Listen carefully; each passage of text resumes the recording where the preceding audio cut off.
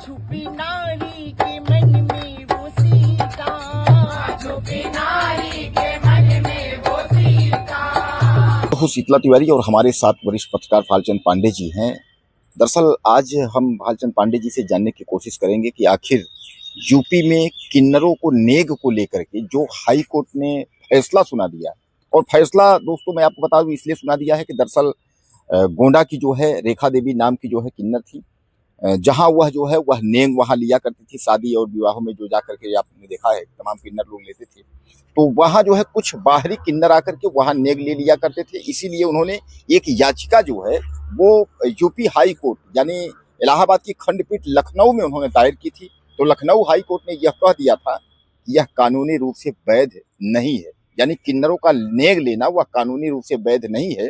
अब इस पर जो है किन्नर समुदाय में, पूरे उत्तर प्रदेश की जो किन्नर समुदाय है उस पर जो है खलबली मची हुई है, यानी बवाल हो गया है, किन्नर परेशान है। तो इसी बारे में जो है हम पांडे जी से जिक्र करेंगे कि पांडे जी आखिर जो है अब किन्नरों के लिए क्या होगा, क्योंकि लोगों के मन में अब ये आ गया कि यह जब वैध नहीं है तो अभी तक शादी विवाहों में जब जाते थे तो वह जो है जबरन वसूली भी कर लेते थे 21,000 51,000 इस तरीके से करके।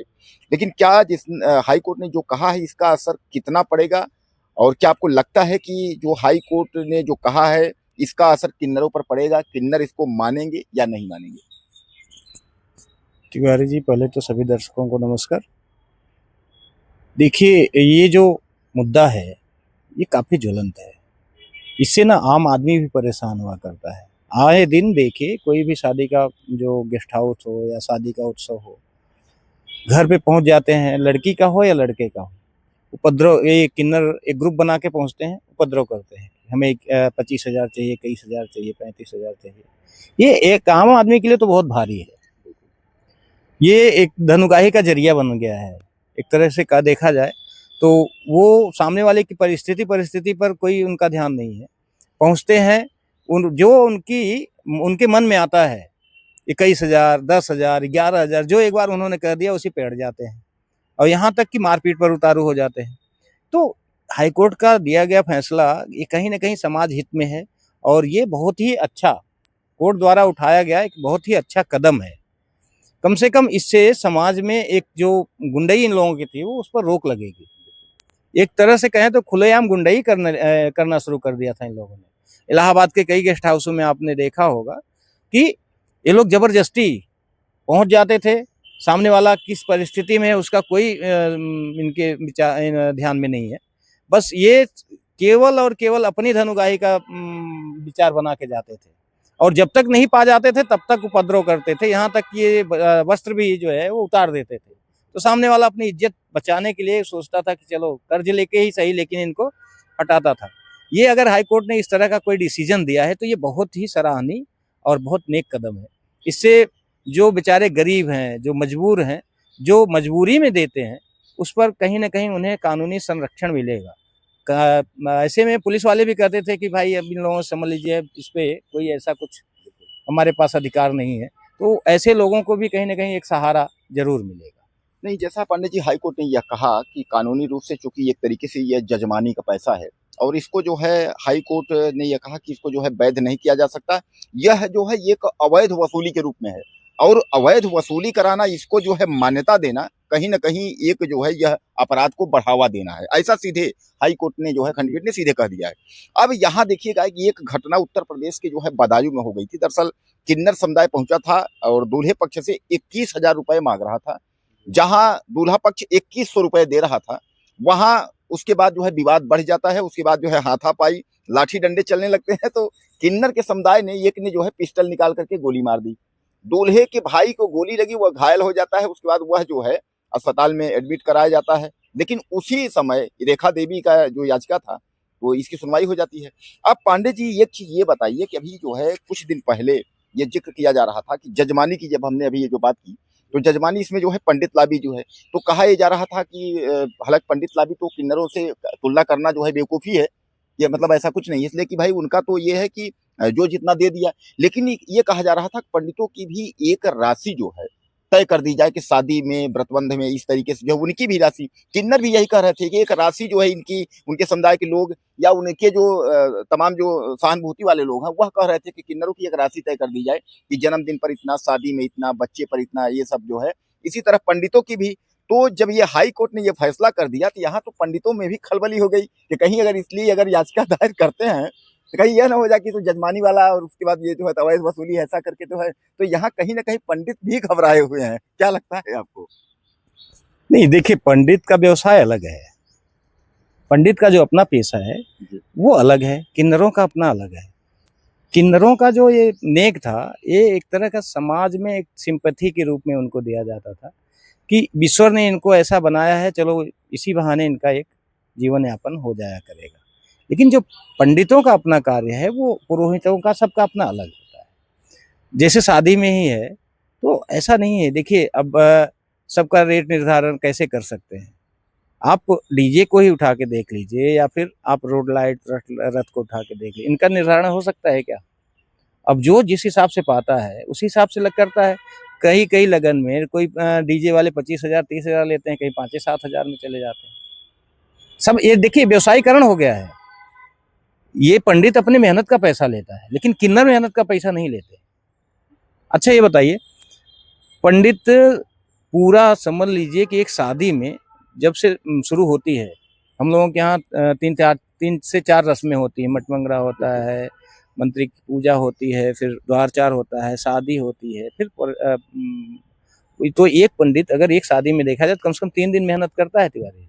अच्छा, एक बात हम आपको पांडे जी रोकना चाहेंगे, हमारे दर्शक जानना चाहते हैं, वो बहुत बेसब्री से, उनके दिमाग में एक चीज चल रहा है जो मैं उनके माध्यम से बोल रहा हूँ।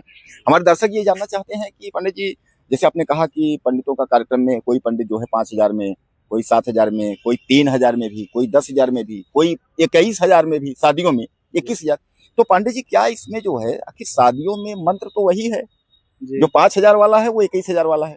क्या ऐसा तो नहीं है कि 5,000 वाला जो है वो कोई मंत्र दूसरा होता हो और 21,000 वाला मंत्र? अगर 21,000 वाली शादी कराएंगे तो उसमें जो है पति पत्नी जो है कभी विवाद नहीं होगा, कभी कोई बात नहीं होगी, कहीं ऐसा नहीं होगा। और 5,000 अगर सस्ते वाली कराएंगे तो उस हिसाब से श्लोक मंत्र कम पढ़े जाएंगे, तो वो जो है अक्सर आए दिन पर पत्नी मारपीट करेंगे, झगड़ा होगा, परिवार में शांति नहीं। मतलब ऐसा क्या क्या लगता है आपको? देखिए, एक चीज और है तिवारी जी, ये एक तरह का कहा जाए तो जैसे अनुभव की बात है। अब आप किसी भी पेशे को ले लीजिए, हम डॉक्टरी का पेशा ही उठाते हैं। कोई MBBS MD करके आता है, जब शुरुआत करता है तो उसकी फीस क्या होती है? 200 500 इस तरह से होती है।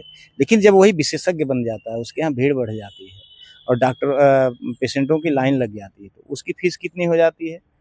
1,500 2,000 2,500 हो जाती है ना। तो ऐसे ही देखिए, पंडितों का भी इतना कुछ होता है। और दूसरी चीज रही व्यस्तता की भी बात होती है। अब जिस दिन लगन तेज हो तो उस दिन भाई वो भी बढ़ जाता है। रही बात, वो सब अलग है। सबसे बड़ी चीज है कि अनुभव की बात होती है और लोगों की क्षमता के ऊपर डिपेंड करता है। आज बड़े से बड़ा जो समाज में व्यक्ति है, उसको जो बुलाता है वो अपने स्टेटस के हिसाब से बुलाता है। और एक आम आदमी जो है वो जो पंडिताई सीख रहा होता है उसी को बुला लेता है। तो जो भाई क्षेत्र में नाम है, अब जैसे कथावाचक तो कई है ना, के शास्त्री भी कथा कहते हैं और यहाँ लोकल में ढेर सारे ऐसे कथावाचक हैं जो अभी वृंदावन से सीख के आए, वो भी कथा कहते हैं। अगर शास्त्री जी की कथा कराने जाएं तो आज लोग 50-50 लाख रुपए खर्च करते हैं। लेकिन आम आदमी की मतलब एक छोटे मोटे जो पंडित होते हैं, कथा भागवत की ही होती है, कहानी लगभग वही होती है। कहानी वो धुंधकारी से लेकर के और वहीं तक जाती है, भगवान शंकर और कृष्ण तक ही जाती है ना। लेकिन कहने का अपना सबका जो है कहने की शैली अलग है और उनकी भाई वैल्यू अलग है। तो ऐसे ही देखिए, जो आप नेक की बात कर रहे हैं या उनके दक्षिणा की बात कर रहे हैं, तो वो भी वहीं कहीं ना कहीं मायने रखता है। और रही बात, आजकल देखिए आपने जो एक मुद्दा उठाया ना, समाज में बहुत तेजी से चल रहा है कि हम पंडितों को के ऊपर खर्च क्यों करें, बिल्कुल वो हमारे लिए क्या करते हैं। तो देखिए, ये ऐसा बाध्यता तो नहीं है सब पंडित को ही बुलाए, क्योंकि देखिए पहले डीजे नहीं होता था, रोड लाइट नहीं हो, रथ नहीं होता था, तब भी शादी होती थी ना। आज भी होती है। आर्य समाज वाले मंदिर में जाके शादी कर लेते हैं। कितने लोग गए कोर्ट में अपना रजिस्टर शादी कर लिए। जरूरी नहीं है पंडितों को बुलाएं। ये तो देखिए हमारी एक परंपरा है जो पीछे से चली आ रही है और संभवतः आगे चलेगी। अब उसमें किसी को विरोध करना है, किसी को उसी में शामिल होना है, ये सबके अपने अपने विचार हैं। आप पंडित ना बुलाइए, शादी कर लीजिए। पंडित थोड़ी ना आपके यहाँ कहने जाएगा कि नहीं हमें आप बुलाइए, हम आपकी शादी कराएंगे। आज सब कुछ बदल चुका है समाज में। देखिए व्यवसाय सब पहले जो बाध्यता थी वो खत्म हो गई। आज हर आदमी एक दूसरे का व्यवसाय जो है धीरे धीरे हायर करता जा रहा है। तो जरूरी नहीं है, लेकिन हाँ ये है कि अभी जो परंपराएं हैं उसी परंपरा में पंडितों का अपना दान दक्षिणा चल रहा है, किन्नरों का भी अपना नेक चल रहा है। लेकिन अगर कोई भी इस पर जो है वो जाति करता है, जोर जबरदस्ती करता है, तो वो कहीं ना कहीं कानूनन जो है वो गलत है। अब इसमें पांडे जी दरअसल पंडितों को इसलिए जोड़ा गया कि दरअसल जो है जिस शुभ कार्य में पंडित चाहे वो जो है जन्मदिन में पहुंचते हों, पूजा कराते हों, शादियां कराते हों, वहाँ किन्नर पे पहुंचते हैं, जन्मदिन पहुंचते हैं, शादियों में पहुंचते हैं। अब कुल मिलाकर पंडितों को ये बात समझ में आ गई कि हाई कोर्ट या किसी कोर्ट में जा करके और जो है इसको वैध नहीं करवाना है। देखिए ये जो आप किन्नर और पंडितों का पेशा जोड़ रहे हैं ये अलग अलग, दोनों अलग है, दोनों दो धाराएं हैं। नहीं, पंडित किन्नर जो है वो नेग लेते हैं।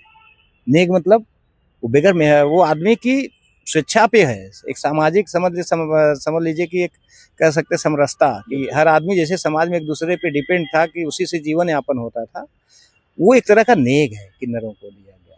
लेकिन पंडित अपने मेहनत कमाई लेते हैं ना, ही बाल बना के अपना पैसा मेहनताना ही तो लेता है ना। पहले वो नेग में आता था कि शादी ब्याह में आते थे, वो नेग ने चले जाते थे।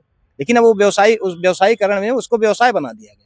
ऐसे ही आज के युग में पंडितों का व्यवसाय भी जो है वो व्यवसायीकरण हो गया है। तिवारी वो अपनी मेहनत का पैसा लेते हैं, ऐसा नहीं है। अच्छा ये बताइए, एक पंडित रात भर जागरण करता है, उसी परिवार के ढेर सारे लोग सो जाते हैं, केवल एक दो लोग जागरण करते हैं ना।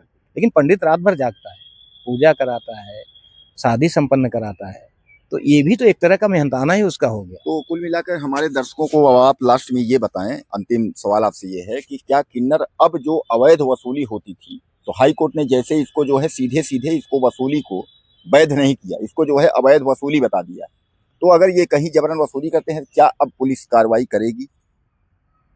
निश्चित होना चाहिए। ये अगर हाई कोर्ट ने इस तरह का आदेश दिया तो कुछ सोच समझ के किया। और अब अगर कहीं भी किन्नर का कोई भी ग्रुप जाके इस तरह का दबाव बनाता है और जबरदस्ती वसूली करने का प्रयास करता है तो कानूनन वो गलत करता है और उसके ऊपर कानूनी कार्रवाई की जा सकती है। तो दोस्तों आपने देखा कि किन्नरों के लिए जो गाज गिरा है, एक तरीके से उत्तर प्रदेश की जो है हाई कोर्ट खंडपीठ लखनऊ ने जो गाज गिराई है, वह गाज इसीलिए गिराई है कि यह जो वसूली करते हैं, दान जो है जो भी उनको लोग देते हैं, नेक देते हैं, वसूली जो भी स्वेच्छा से देते हैं, जैसा पांडे जी ने बताया वो अलग बात है। लेकिन जबरन 51,000 21,000 इस तरह की जो वसूली है, तो अब उस पर जो है पुलिस भी संज्ञान लेगी और जेल तक ये जा सकते हैं। बहरहाल कुछ कहना हो आपको तो आप लोग मैसेज करिएगा, अगले वीडियो में फिर मिलते हैं, तब तक के लिए 13 मिनट हुई यार, लंबा।